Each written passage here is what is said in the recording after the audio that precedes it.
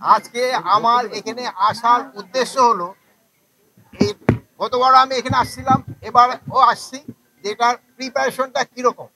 আমি দেখলাম প্রিপারেশন বেশ ভালো হয়েছে এবং আপনাদের আমি আশ্বস্ত করতে চাই গতবারের চেয়েও এবার পূজা আরো ভালোভাবে হবে। এটা খুব উৎসব মুখর হবে এবং সবাই এটার পবিত্রতা বজায় রাখবে। এটা কিন্তু একটা ধর্মীয় অনুষ্ঠান, এটার কিন্তু একটু পবিত্রতা বজায় রাখতে হবে। এই যে আপনারা অনেকে দেখি দুই একটা যে স্যান্ডেল ফ্যান্ডেল নিয়ে কিন্তু এটার উপরে উঠবেন না, এটা এতে কিন্তু এর পবিত্রতাটা কিন্তু নষ্ট হয়। যেহেতু ধর্মীয় অনুষ্ঠান, ধর্মীয় সব রীতি নীতি মেনে আপনারা এখানে যার যার কাজ সে করবেন এবং আমি আশা করব পূজাটা খুবই নির্বিঘ্নে হবে এবং উৎসব মুখর হবে। আর আপনারা জানেন আমার বোন অলরেডি বলছে যে গতবার ছিল, গতবারের থেকে কিন্তু ছুটি বাড়াই দেওয়া হয়েছে এবং পূজা মণ্ডপের সংখ্যাও কিন্তু বাড়ানো হয়েছে। এর আগে গত 15 বছর ছিল 2 কোটি টাকা সরকার দিত, কিন্তু এবার কিন্তু সরকার 5 কোটি টাকা সরকার দিছে। গতবার ছিল 4, এবার 5 কোটি টাকা সরকার দিচ্ছে।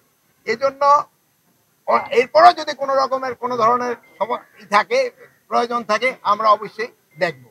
প্লাস আপনারা জানেন পূজা যেন নির্বিঘ্নে ভাবে হতে পারে, এই জন্য আমরা একটা কিন্তু নতুন অ্যাপও খুলেছি, কোথায় কি ঘটবে এটা সাথে সাথে যেন জানা যায়।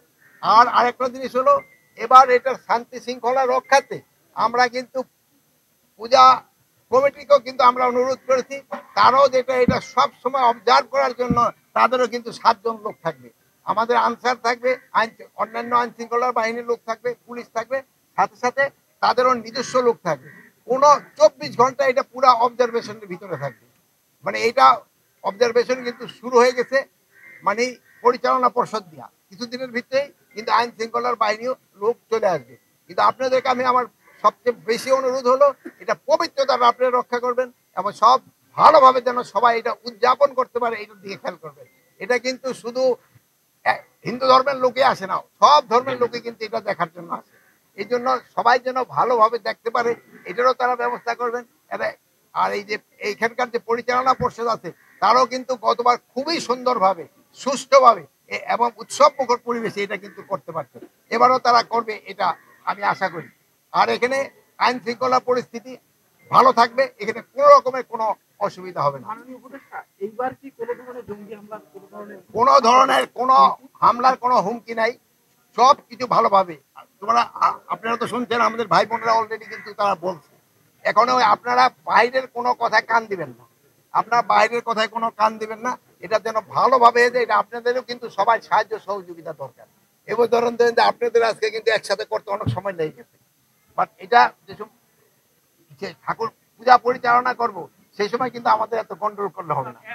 আমার মনে হয় শুনে তাদের নিজেদের ভিতরে সব জায়গায় হয়, কিন্তু আজকাল ভাই বোনের ভিতরে আন্দোলন থাকে, ভাই ভাইকে ভিতরে থাকে, পাড়াপড়শিদের ভিতরে থাকে, বাট এটা যেহেতু ধর্মীয় অনুষ্ঠান এখানে কোনো আন্তঃকন্দল থাকবে না, সবাই একসাথে এটা উদযাপন করছে।